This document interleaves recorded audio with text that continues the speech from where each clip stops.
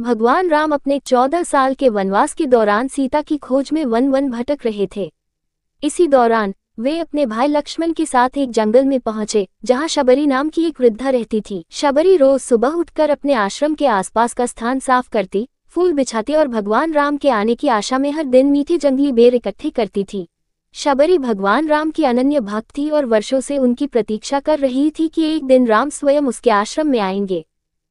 उसने हमेशा यही विश्वास किया कि राम एक दिन जरूर आएंगे, और वह दिन आ ही गया।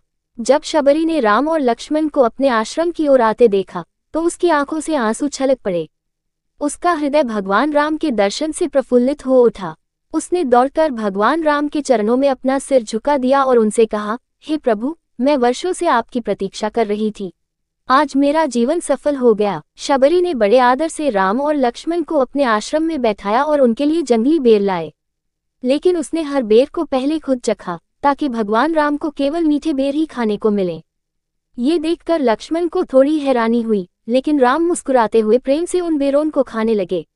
राम ने लक्ष्मण से कहा, ये बेर मुझे किसी राजभोग से भी अधिक प्रिय हैं, क्योंकि इनमें शबरी की भक्ति और प्रेम है। शबरी ने अपनी साधारणता और सच्ची भक्ति से भगवान राम का हृदय जीत लिया। उन्होंने शबरी को आशीर्वाद दिया और कहा, तुम्हारी भक्ति अमर रहेगी, और जो भी सच्चे हृदय से मेरी आराधना करेगा उसे तुम्हारी तरह मेरा आशीर्वाद मिलेगा। ये कथा ये सिखाती है कि भक्ति के मार्ग में किसी भी प्रकार का भौतिक साधन मायने नहीं रखता।